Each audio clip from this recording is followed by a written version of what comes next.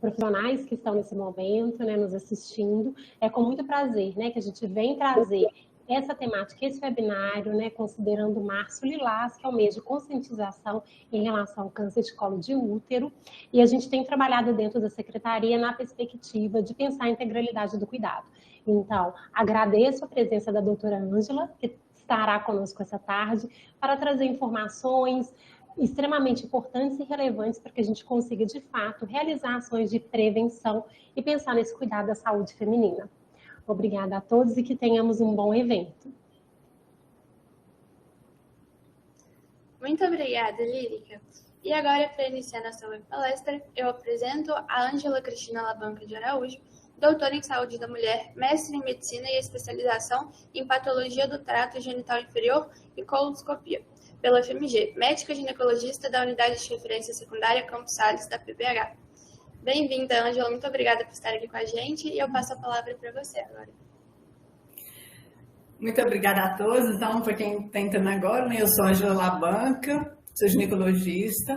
Eu agradeço assim, imensamente o convite à Lírica, diretora da Gestão da Integralidade do Cuidado da Secretaria de Estado de Saúde de Minas Gerais, as referências técnicas Bárbara, Karina e Edneia, e a equipe do Nutel do FMG e na pessoa também do Frederico e da Luana. Eu agradeço a você que está nesse momento aqui no webinário e as pessoas que assistirão depois do vídeo gravado. Muito obrigada a todos. Podemos apresentar? Pode botar os slides?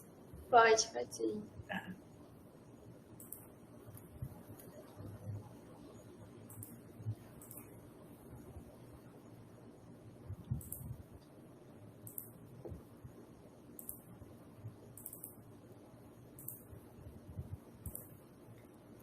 Tá aparecendo para vocês?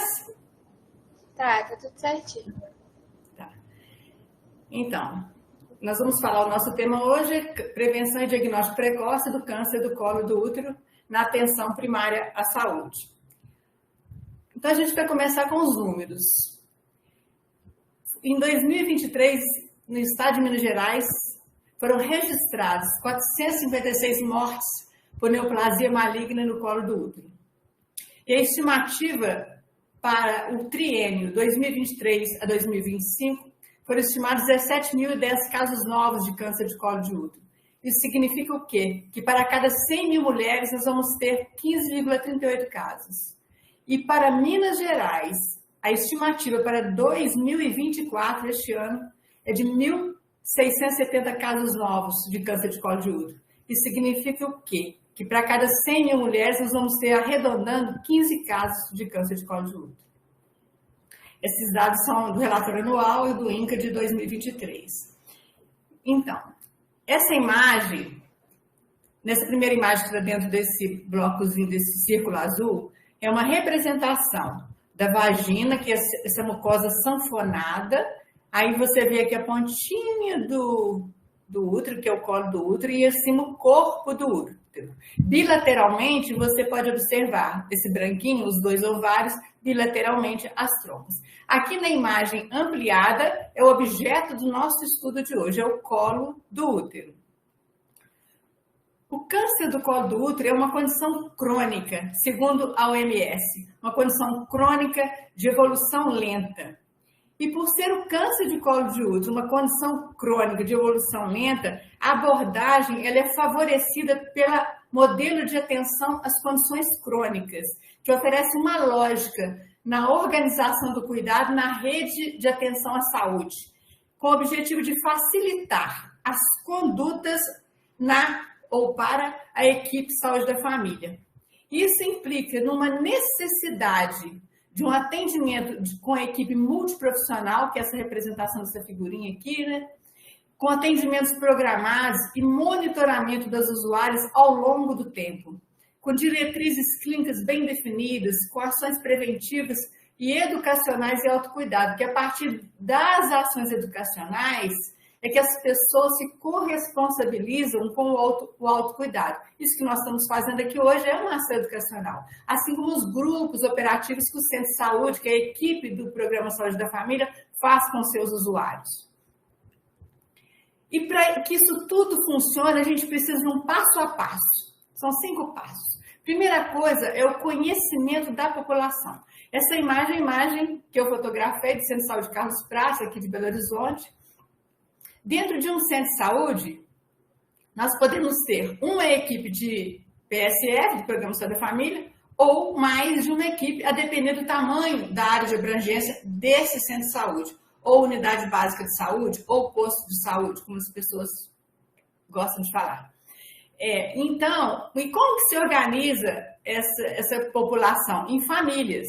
Então, é preciso que cada equipe de saúde da família tenha um registro eficiente dessas famílias. E para poder conhecer bem essas famílias e para conhecer também a subpopulação de pessoas que têm colo do útero.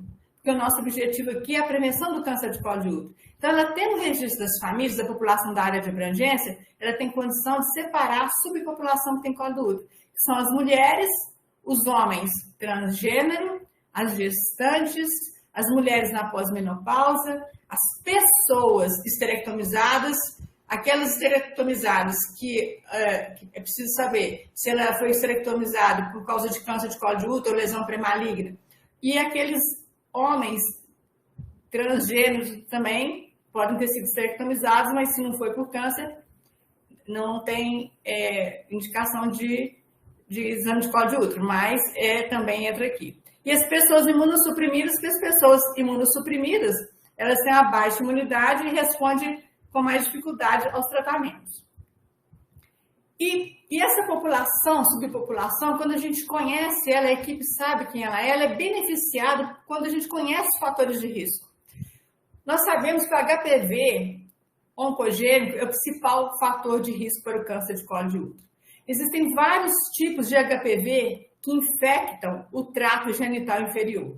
Tem os HPVs de baixo risco oncogênico e tem os HPVs de alto risco oncogênico.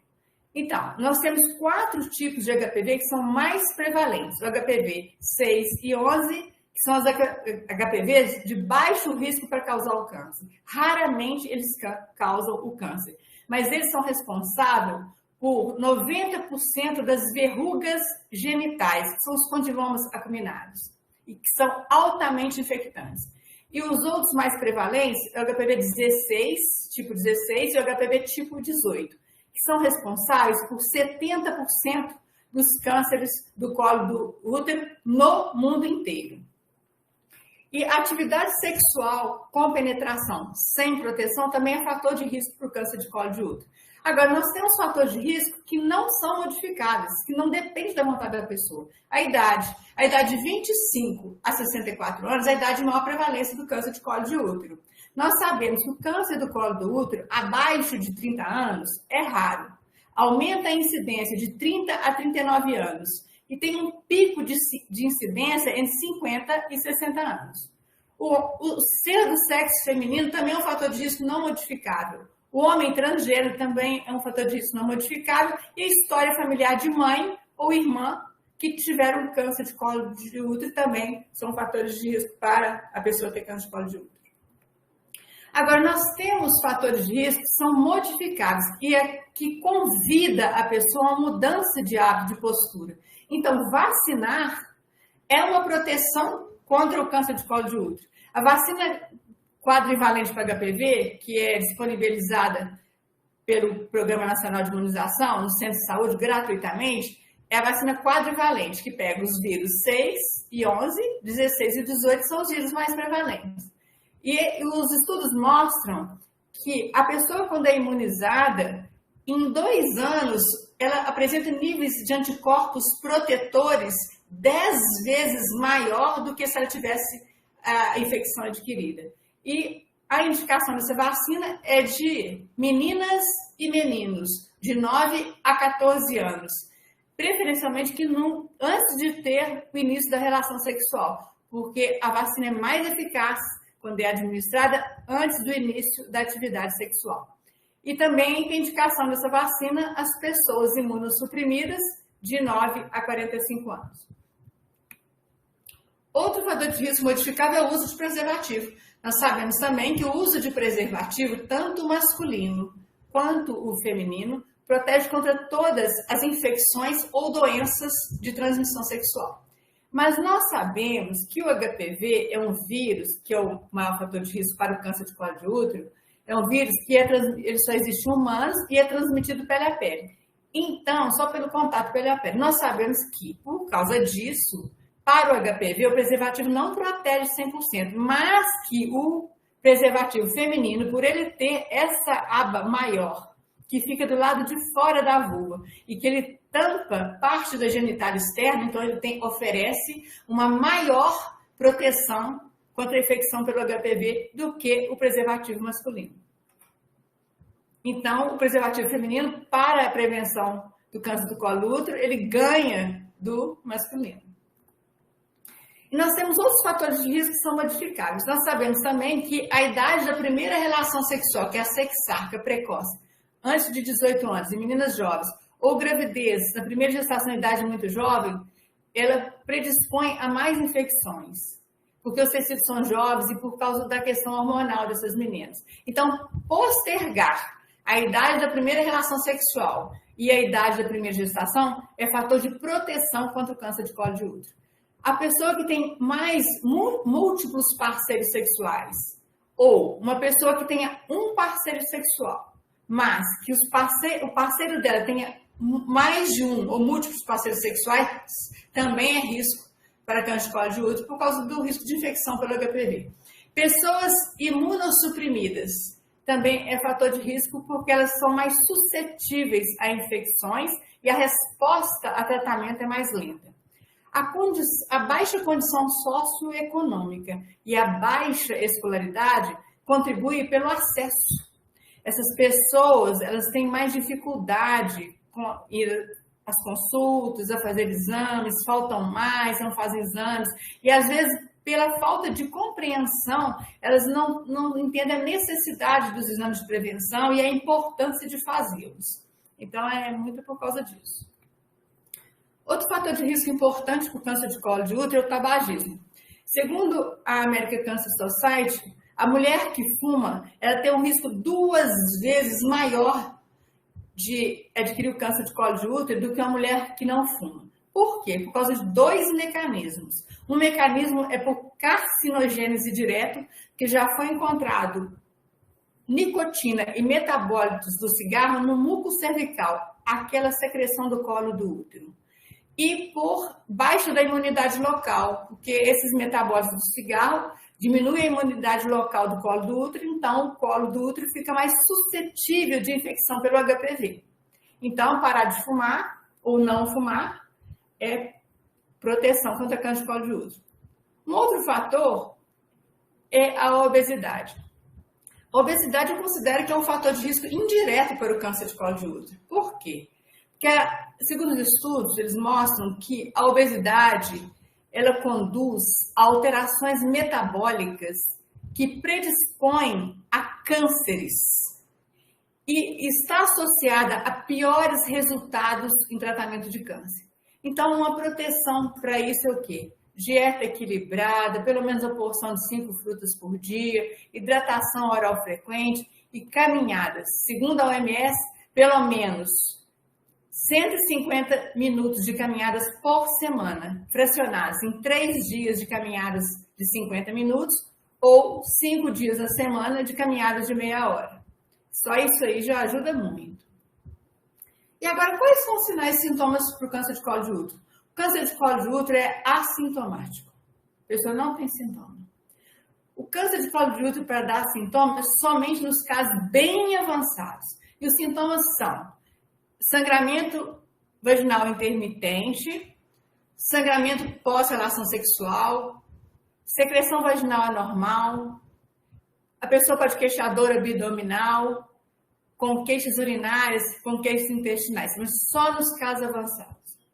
E como se faz o diagnóstico do câncer de colo de útero?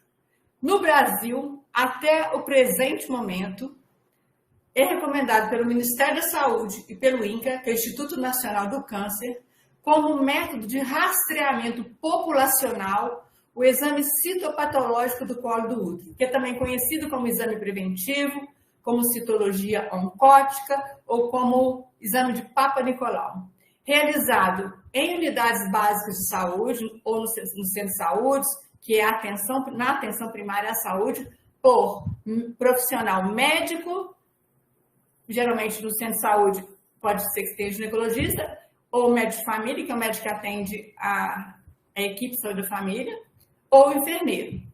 Então, pode ser coletado por médico ou por enfermeiro na unidade básica de saúde, na APS, Atenção Primária à Saúde. Só que ontem eu me deparei com uma novidade, mas que não muda o que nós vamos falar hoje, nesse momento, porque o que está vigente nesse momento é o que nós vamos falar hoje. O Ministério da Saúde, na Agência Brasil, estou mostrando aqui com a pontinha do mouse. Está aqui o link, isso aqui é um print da tela, eu printei a tela. Está publicado, foi publicado no dia 8 de março, ou seja, sexta-feira da semana passada, que o SUS incorpora o teste para detecção do HPV em mulheres.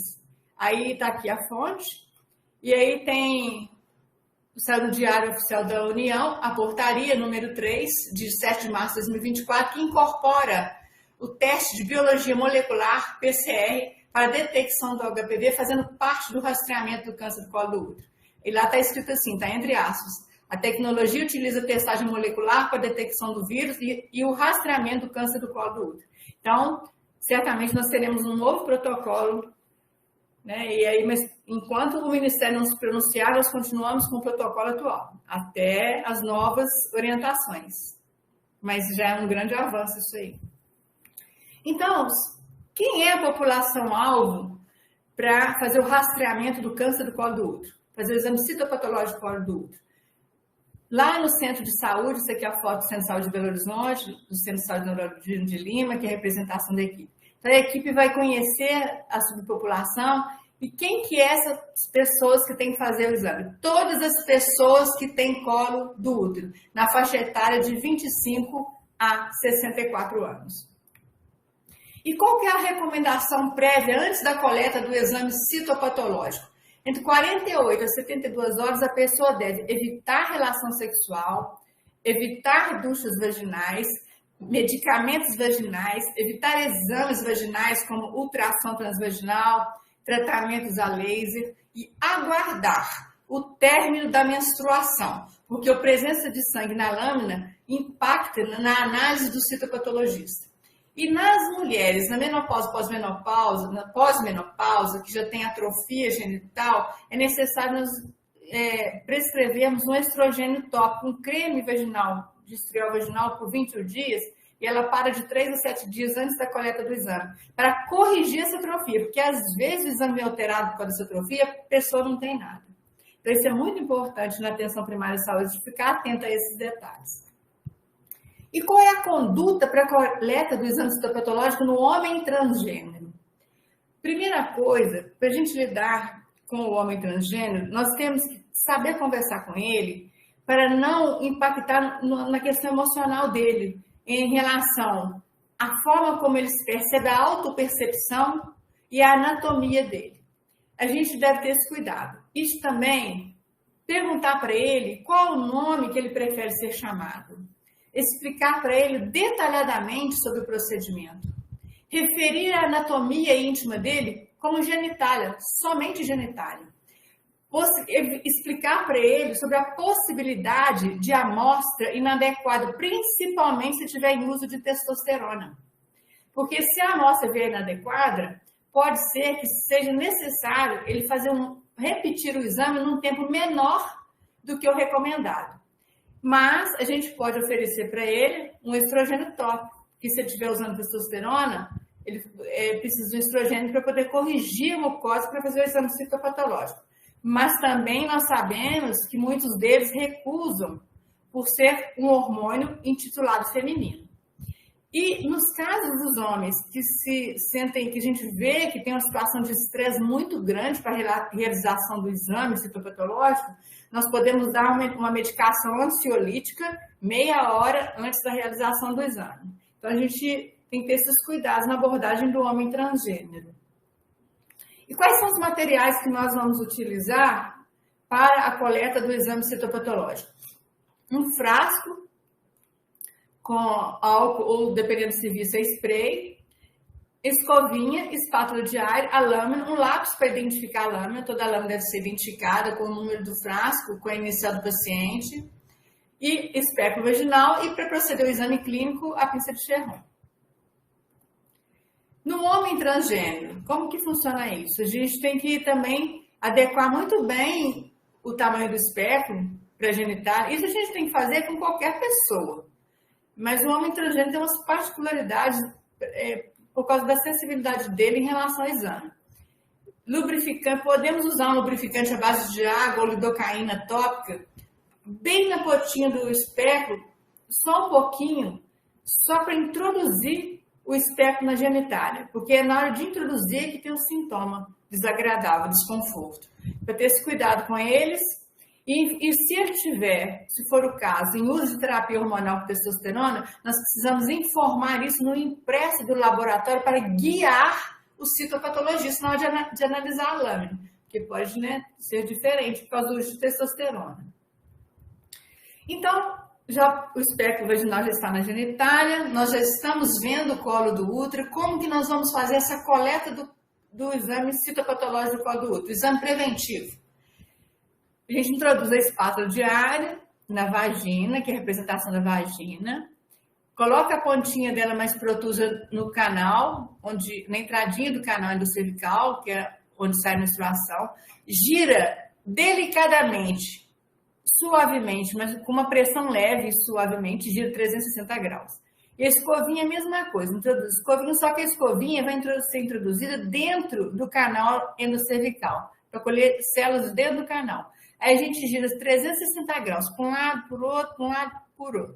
Eu faço isso umas 4 vezes, mas delicadamente, suavemente, para não correr o risco de sangrar. Tão importante quanto uma boa coleta do exame é a forma como o profissional vai colocar o material na lâmina, porque o citopatologista, ele dá resposta no laudo citopatológico de acordo com o material que ele recebe. Então, a gente tem que também saber colocar esse material bem coletado e bem colocado na lâmina. Então, qual é aqui nós temos 2 exemplos de uma forma de coletar. Aqui é a parte fosca, onde está identificado, está até identificado com as iniciais do meu nome, e o número do frasco. Aí, nós vamos dividir a lâmina longitudinalmente, mentalmente.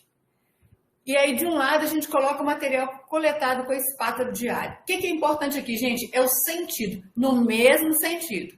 Então, paralelamente, do outro lado, nós vamos colocar o que foi coletado com a escovinha. No mesmo sentido, o importante é o sentido.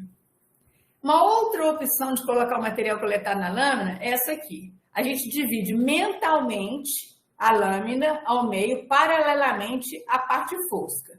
Na primeira parte, adjacente à parte fosca, eu coloco, por exemplo, o material coletado com a espátula diária. No mesmo sentido. Se eu optar por esse sentido, é só nesse sentido. Na outra metade, eu vou colocar o material coletado pela escovinha. No mesmo sentido, se eu optar por esse sentido. Sempre o sentido que eu colocar, eu tenho que colocar sempre no meu sentido. O importante é o sentido. Então, está coletado, eu coloco agora dentro do frasco com álcool. Se o serviço que eu estiver trabalhando não tem álcool, é spray que é usado, então 20 centímetros de distância da lâmina com spray, para o produto não acumular demais, não danificar o material coletado. Então, tem que ser 20 centímetros. Uma fina camada e vai para o laboratório junto com a folha do Siscam devidamente preenchida. Aí nós já colhemos isso aqui, o material citopatológico, nós vamos agora continuar o exame ginecológico. Porque o exame citopatológico é um laudo laboratorial. Agora nós vamos fazer o teste de Schiller, que é o exame clínico. O teste de Schiller é feito com a solução de Schiller, que é a base de iodo. Primeiro, nós vamos limpar as secreções do colo do útero com o ácido acético a 2% ou com solução fisiológica, soro fisiológico. Limpamos o colo, as secreções do colo, nós vamos nessa bolinha de algodão ou da gazinha, nós vamos colocar a solução de Schiller, que é a base de iodo, e ela é escurinha, ela é marrom escura. Aí eu vou embrocar todo o colo do útero, ou seja, aplicar a solução aqui no colo do útero. Se as células são ricas em glicogênio, vai absorver todo aqui o iodo, o colo vai ficar todo marrom escuro. Isso significa que o colo do útero é iodo positivo, porque corou pelo iodo, a célula é rica em glicogênio, o teste de Schiller é negativo. Agora, vamos que eu embroque aqui, aplico a solução de Schiller, e aí o colo corou parcialmente com a solução de iodo. Então, ficou iodo positivo nesse lado, mas ficou uma área que não se corou com iodo. Essa área aqui é iodo negativo. Então, nós falamos que o teste de Schiller é positivo. Isso significa o quê? Que essa área aqui precisa ser investigada. Nós não sabemos o que é. É uma suspeita de alguma alteração. Pode até não ter alteração na hora que ela for fazer outro exame, mas é uma suspeita clínica que precisa ser investigada. Mas se a pessoa for alérgica ao iodo, se ela falar que é alérgica, nós podemos fazer o teste do ácido acético. O ácido acético, ele desidrata as células heterogeneamente. É o ácido acético que tem no centro de saúde, é 2%. Ele desidrata a célula quando eu aplico. Então, como ele desidrata de forma irregular, o colo fica dessa forma aqui, meio manchetadinho, mas todo irregular. Mas você vê que está normal, não tem nada que chamando atenção. Só que o ácido acético tem efeito fugaz. Para eu ver dessa forma que eu estou apontando aqui com a mouse, essas áreas heterogeneamente meio esbranquiçadas, eu tenho que aplicar mais de uma vez, aos pouquinhos. Às vezes o paciente até fala que está sentindo um ardorzinho, que ele pode dar um ardorzinho. Agora, se eu aplico de novo, essa paciente aqui, então, tá normal. Esse outro lado aqui, quando eu aplico e dá uma área, fica essas áreas desidratadas heterogeneamente, mas deu uma área mais esbranquiçada, mais forte, então é um indício de que essa paciente tem alguma área a ser investigada. Só que não é tão fácil de ver isso com ácido acético como eu estou mostrando na figura, porque isso aqui é um desenho que o Ernest fez para a gente explicar para vocês. Mas às vezes não é tão fácil ver com ácido acético igual está aqui na imagem, não. Mas é uma possibilidade. E como que a gente faz? Em relação à menopausa, mulheres na pós-menopausa, menopausa e no homem transgênero em uso de testosterona. Porque a coloração do teste de Schiller pode não acontecer por causa da menopausa, nas mulheres sem uso de terapia de reposição hormonal, por causa da baixa do estrogênio, e no homem transgênero por causa do uso de testosterona. Por isso que tem indicação de usar o creme vaginal, de estriol vaginal, para corrigir a mucosa antes da coleta do exame de prevenção também. E também porque altera o teste de Schiller.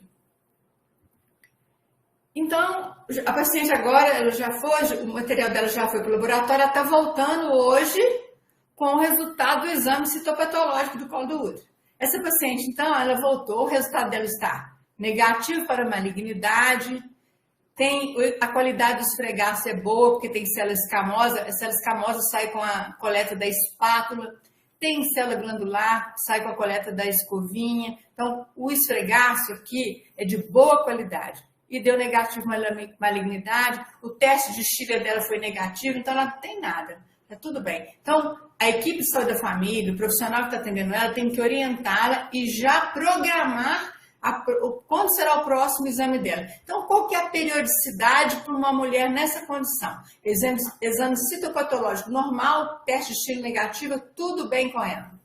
Então, 2 primeiros exames com intervalo de 1 ano, faço em um ano e faço no outro. 2 primeiros exames normais negativos, segmento a cada 3 anos. Então, o próximo exame é 3 anos. Isso não significa que a pessoa não possa ir ao ginecologista durante esses 3 anos, ao médico de família na saúde da mulher, ao programa de saúde, ao atendimento da saúde da mulher com a enfermeira. Isso não significa que não possa ir ao centro de saúde.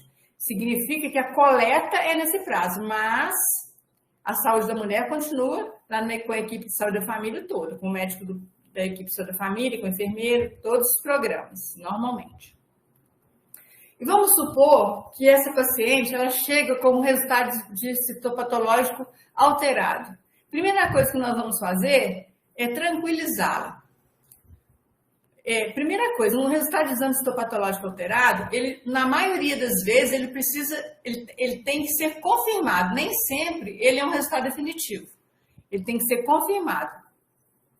a não ser que for um câncer muito avançado, que às vezes acontece a gente não ter dúvida, mas a maioria das vezes a gente precisa de colposcopia e biópsia e essa paciente tem que ser investigada de outra forma, ou repetir o exame. Então, como que nós vamos fazer? Eu vou explicar esse fluxograma para vocês de uma forma bem fácil, que vocês vão entender para quem trabalha com isso na unidade básica de saúde. Aqui tem uma escovinha e uma espátula e uma escovinha. Aqui, desse lado, essa caixinha de texto rosa, azul e amarela, laranja, são 3 possíveis situações do exame citopatológico. Cada linha aqui representa uma situação. Essa linha do rosa significa aquilo que a gente não sabe o que é. É célula atípica, a gente não sabe o que é. Coletado com a espátula, com a escovinha, é aquela mistura de resultados que a gente não define o que é, a gente não sabe. Aqui no azul, são aquelas condições que são coletadas com a espátula, que são as células escamosas. E aqui nessa laranja são as condições que a gente vê no exame histopatológico, os resultados coletados com a escovinha.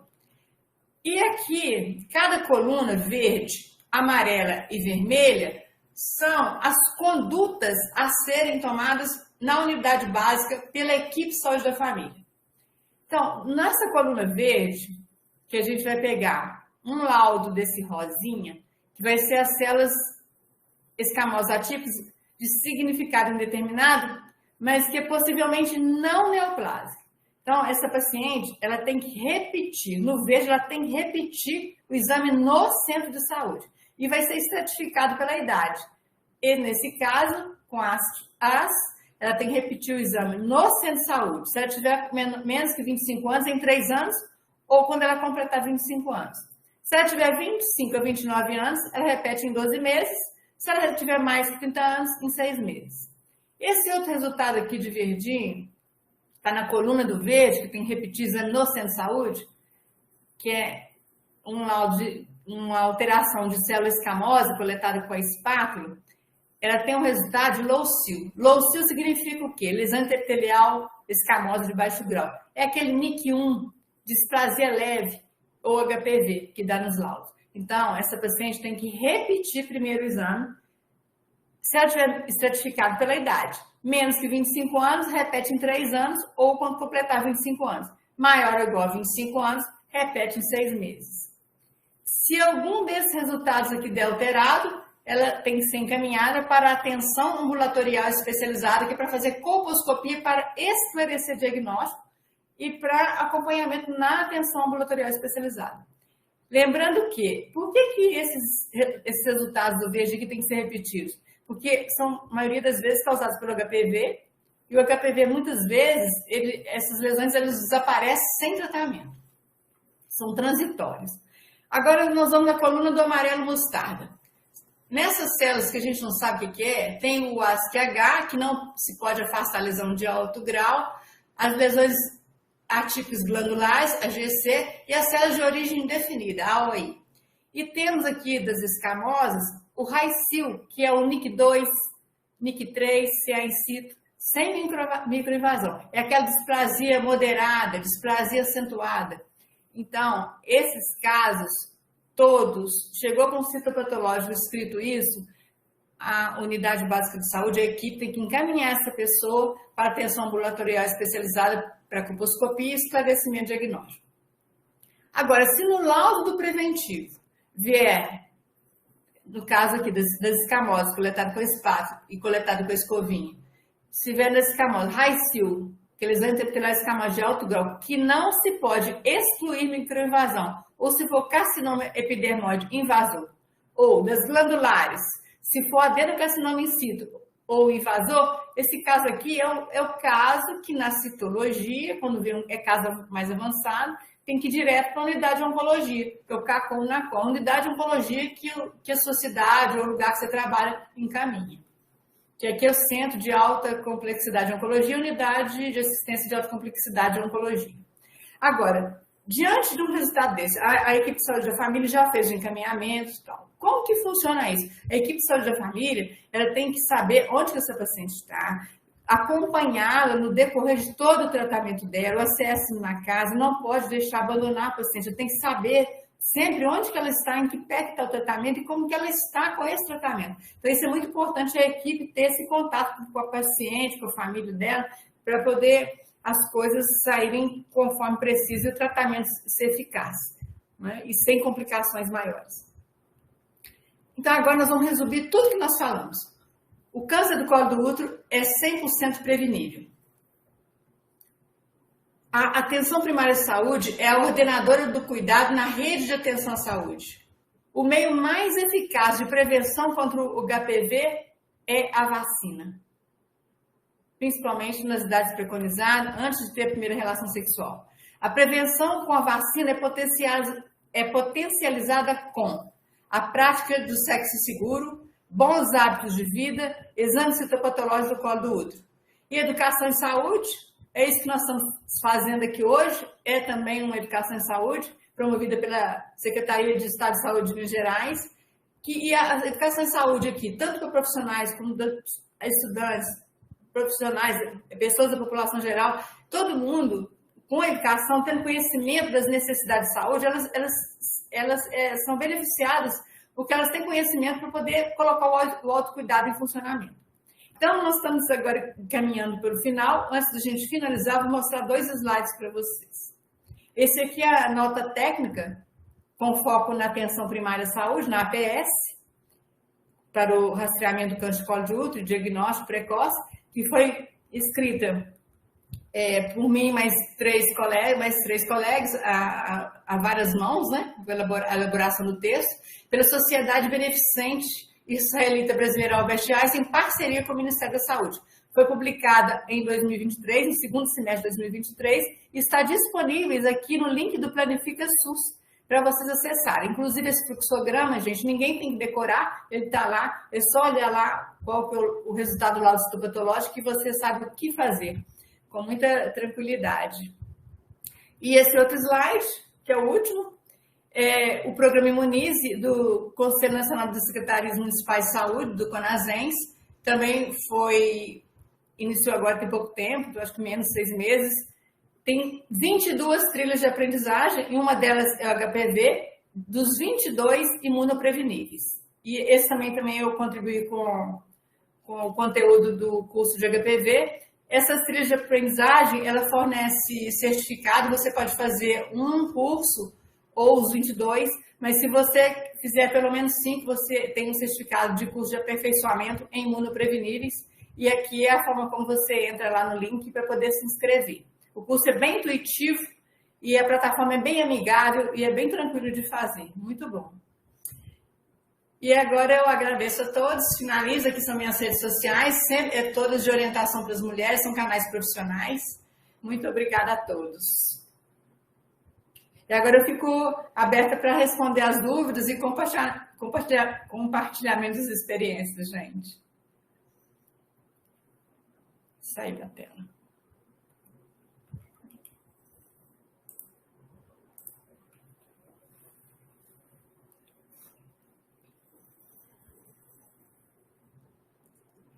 Oi? Oi, Ângela, você está me escutando? Estou escutando. Ah, tá. Oi, é engraçado, a minha imagem não está aparecendo? A minha imagem está aparecendo para você? A sua tá. Eu não estou te vendo, não.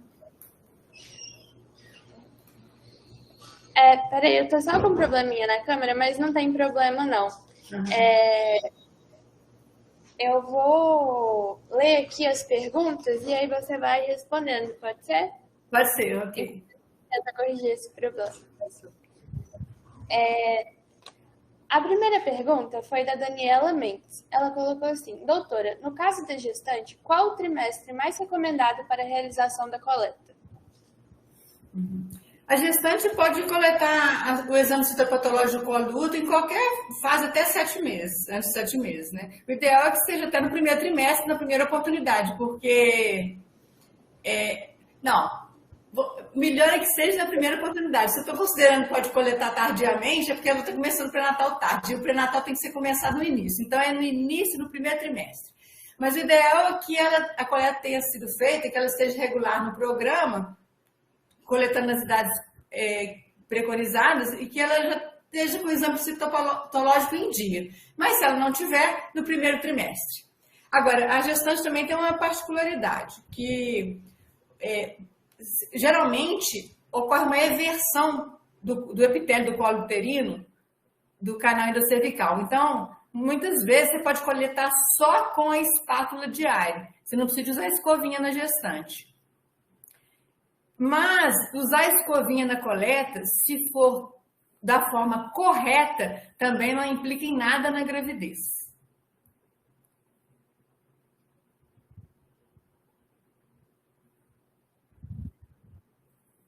Mas, muito obrigada, doutora Ela. Deixa eu só ver aqui com o pessoal. Vocês estão conseguindo me escutar agora? Porque falaram no chat que não estava dando para me escutar.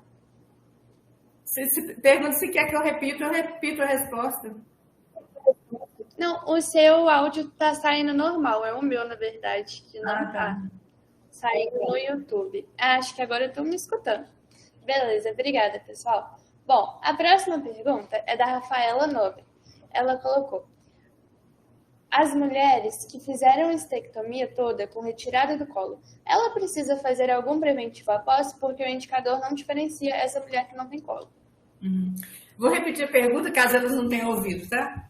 Ela está perguntando se as mulheres que são esterectomizadas, tiraram o útero e o colo do útero, precisam fazer o exame de prevenção, citopatológico do colo do útero, não é isso? Então, é o seguinte: depende de qual foi o motivo da esterectomia. Se ela fez esterectomia parcial, tem colo do útero, essa não tem dúvida, tem que fazer exame de prevenção, porque ela tem colo do útero. Se ela fez a histerectomia, tirou o útero e o colo do útero, mas o motivo da histerectomia foi lesão de alto grau no colo do útero, câncer, aí ela tem que fazer o exame citopatológico do colo do útero. Se for lesão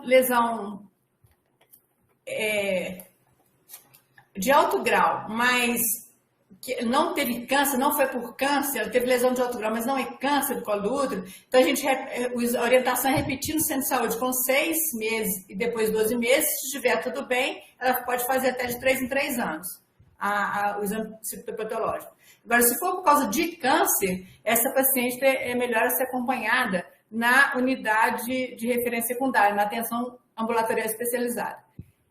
E tem uma outra coisa. Quando a gente colhe a prevenção, o citopatológico da mulher esterectomizada, a gente só colhe com a espátula diária, porque ela não vai ter colo, não tem canal para coletar, só com a espátula. Obrigada, doutora Ângela. A próxima pergunta é também da Rafaela Nobre. Ela colocou assim: ainda se faz teste de Schiller? Pois recentemente fui orientada que não está fazendo mais, devido a falsos positivos. Não, o teste de Schiller é uma prática que ajuda muita gente, muitas vezes. Eu já vi protocolo da prefeitura mesmo, um tempo atrás, não tinha o teste de Schiller, mas todos os protocolos, a gente não aboliu o teste de Schiller, não. E ele é muito útil para direcionar a gente, a não ser que a pessoa tenha alergia ao iodo, aí a gente não faz. Mas ele ajuda bastante a direcionar. Porque, às vezes, lesão de baixo grau, muitas vezes, pode o exame citopatológico vir normal, e se ela tiver alguma área no colo uterino, se o teste dela for positivo, ela tem indicação de fazer uma colposcopia, de ir para a atenção ambulatorial especializada para avaliar esse colo. Pode ser que não tenha nada, mas é bom avaliar. A gente tem indicação de olhar, sim. Outra pessoa colocou referente a esse teste, colocou agora, a Silvânia falou: sobre o Schiller, o procedimento está suspenso nas UBSs. Pode esclarecer a eficácia do mesmo? Mas acho que é um pouco isso que você falou, né? Ah, tá. Não, a gente não deixa de fazer a coleta do exame citopatológico por causa da ausência do Schiller, da solução de Schiller. É por quê? são dois diagnósticos diferentes. Uma coisa é o diagnóstico citopatológico do colo do útero. O diagnóstico citopatológico, que é o exame de prevenção, que é o exame Papa Nicolau, que é a citologia oncótica, esse exame é um laudo laboratorial. Eu não preciso de fazer o teste de Schiller para colher. Tanto é que naqueles programas que a gente faz, como é que eu falo? O pessoal fala, mutirão, que fala de citologia, não tem, que eles fazem às vezes mutirão? Eles não fazem o teste de Schiller, só fazem a coleta, que é muito importante. O teste de Schiller é um exame clínico do colo do útero. Então, são coisas diferentes. De qualquer forma, se não tem a solução de Schiller, vai coletar a citologia do mesmo jeito. Ele é um coadjuvante, é mais um exame, é mais uma outra avaliação que a gente faz no colo do útero.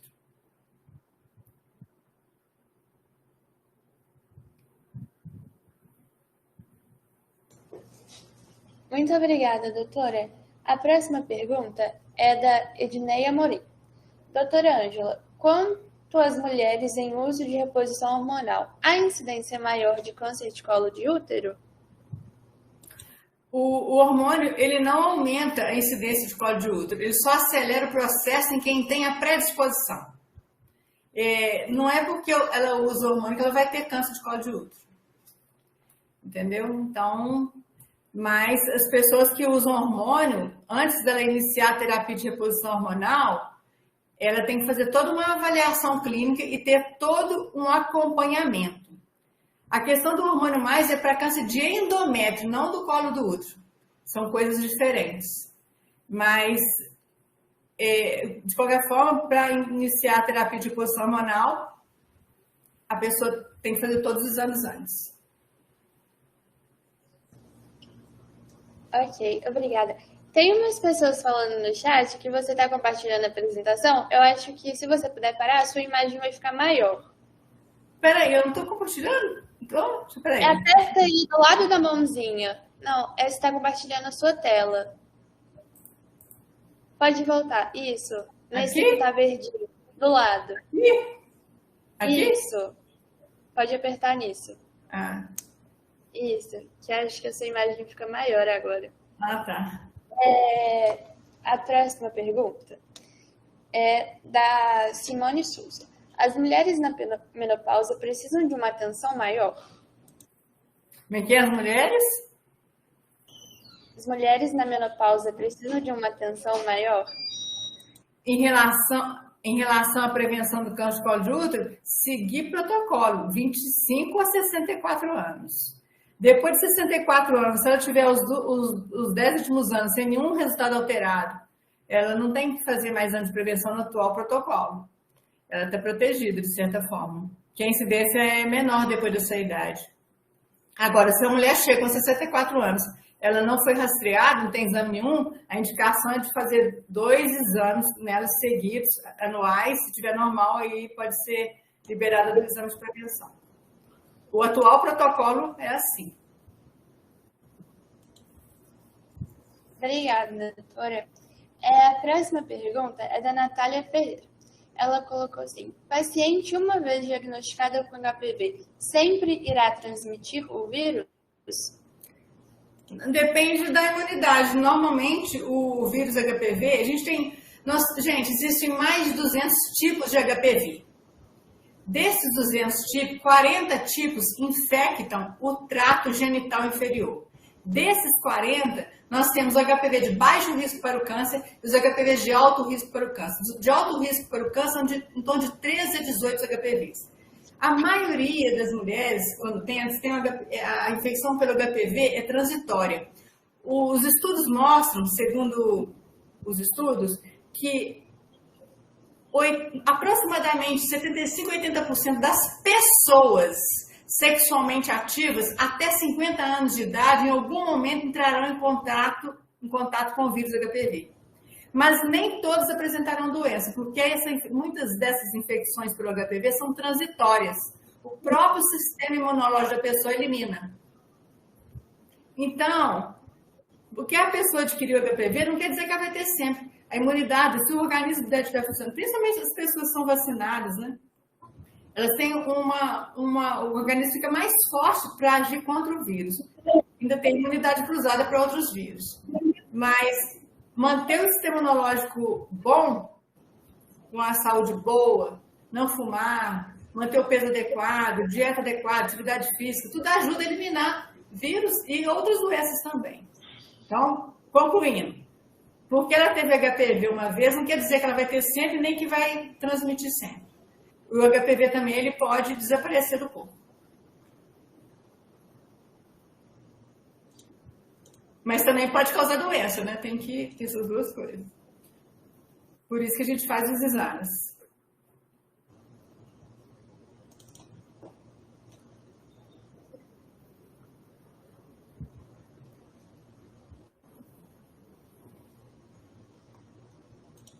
Obrigada, doutora. A Sayonara Vieira pediu para você explicar sobre a coleta em mulheres que estão esterectomizadas. Mulheres esterectomizadas. A coleta dos exames de prevenção. Existem 2 tipos de esterectomia, primeira coisa. Tem esterectomia. Tá? A pergunta que ela quer que eu explico a coleta em mulheres esterectomizadas, é isso? Alô? Oi? Não é isso? Isso. Então, Isso mesmo. Uhum. Primeira coisa, tem 2 tipos de esterectomia. Tem a esterectomia total e a esterectomia parcial. A esterectomia parcial é quando tira o útero, mas fica o colo do útero. Então, essa mulher não tem dúvida. Ela vai colher o exame citopatológico, tem colo do útero com a espátula de madeira e com a escovinha. Com os 2, porque ela tem colo do útero.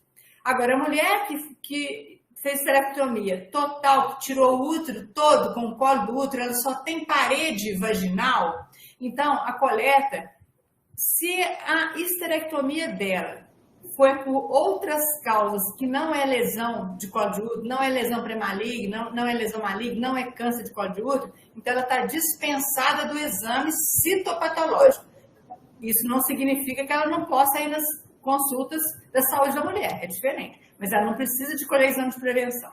Mas se a esterectomia dela foi por lesão pré-maligna no colo do útero, NIC2, NIC3, se tinha essas lesões do colo do útero, se foi por câncer do colo do útero, então essa mulher tem indicação de fazer a coleta do exame de prevenção citopatológico da cúpula vaginal. A gente passa a espátula na cúpula vaginal, coloca o aparelho, o espéculo vaginal, e lá na cúpula a gente faz o raspado levemente, suavemente, e coloca na lâmina, em toda a lâmina, aquele raspado da espátula.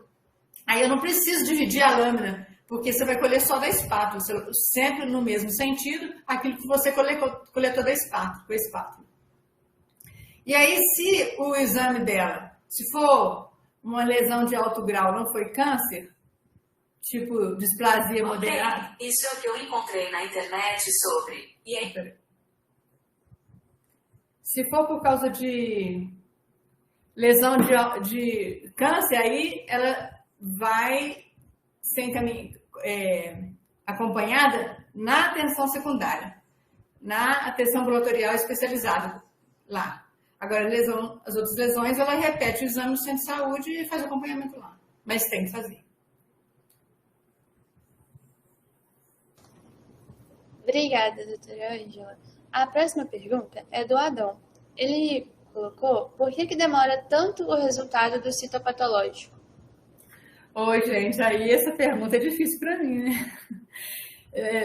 Sim, aqui em Belo Horizonte, a gente é um mês que a gente marca o retorno para os pacientes. Mas essa pergunta é difícil de responder. No serviço privado geralmente é mais rápido, mas a gente também, se a gente precisar de um exame que seja muito rápido, a gente consegue aqui. Tem que ligar para o laboratório e tal. Porque o fluxo e o número de exames é muito grande, né? Porque o SUS abarca a população inteira. Todo mundo é usuário do SUS. Porque o sistema privado de saúde, eles têm os pacientes deles, mas eles não atendem os pacientes do SUS. Mas o SUS atende todos os SUS, mais o privado de saúde, que muitos deles vêm para o centro de saúde também, muitas das pessoas. Então, o número de pessoas é muito grande, o Brasil é muito grande, né? Então, eu acho que aí é uma questão de organização de cada localidade. É o gestor de cada localidade que tem que avaliar isso.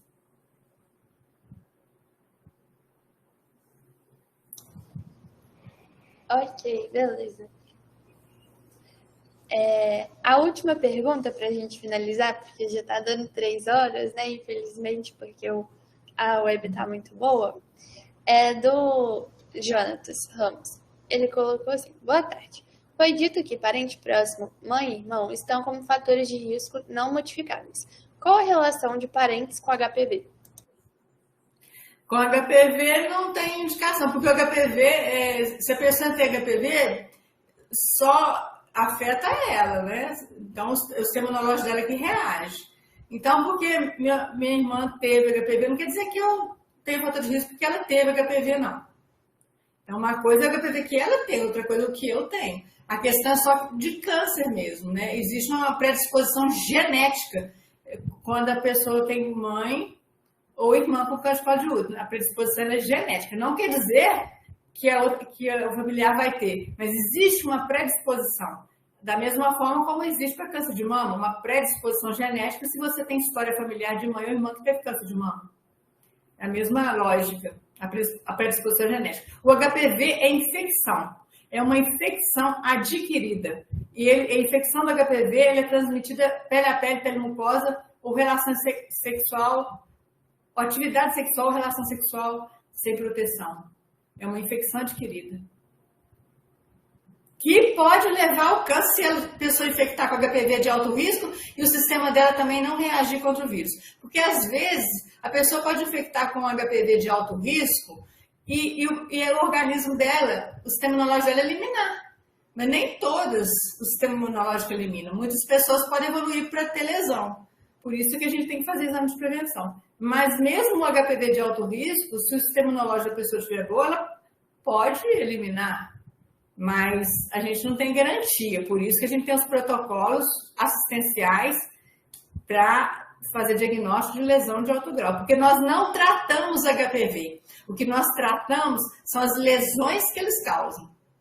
Não existe tratamento para o vírus. O que existe para o vírus é vacina. A vacina é profilática. É prevenção. Quando a pessoa adquire os vírus, ou ela elimina, ou dependendo se for um HPV de alto risco, pode evoluir para alguma lesão. Se evoluir para alguma lesão de alto grau, câncer, a gente tem que tratar. É por isso. Mas o vírus a gente não tem tratamento. Temos só vacina, que é profilático, é prevenção. Eu falei que essa era a última pergunta, mas na verdade tem outra aqui que a gente vai fazer. Da equipe de saúde Família São Geraldo. Qual a recomendação em caso de amostra insatisfatória, ausência de JC? A amostra satisfatória tem que repetir o exame. A gente recomenda repita em 6 semanas no máximo. Repetir o exame. Porque significa que a qualidade do esfregaço não estava boa por algum motivo. Agora, se for por causa de infecção, que a amostra foi insatisfatória por alguma infecção, então a gente tem que tratar a infecção primeiro e coletar de novo. Se for por causa da coleta, porque às vezes a amostra pode ser insatisfatória porque colocou na lâmina, tecnicamente não está correto, o patologista não conseguiu ler a lâmina, tem que ver qual que é o motivo que a amostra é satisfatória. Porque a amostra satisfatória é colher a outra. Em 6 semanas no máximo a gente deve colher outra. Mas é isso, se a amostra foi satisfatória, mas lá não tem nada de alteração de infecção nem nada, aí você pode colher logo de imediato ou no máximo 6 semanas. Se for por causa de infecção, trata a infecção. Antes de colher de novo. Muito obrigada, doutora, pela palestra. Foi muito bom. O tema é super importante, principalmente agora que estamos no Março Lilás.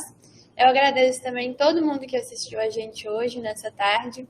Lembrando que o vídeo fica salvo no YouTube e posteriormente também será postado no canal da palestrante, né? E então vocês podem assistir.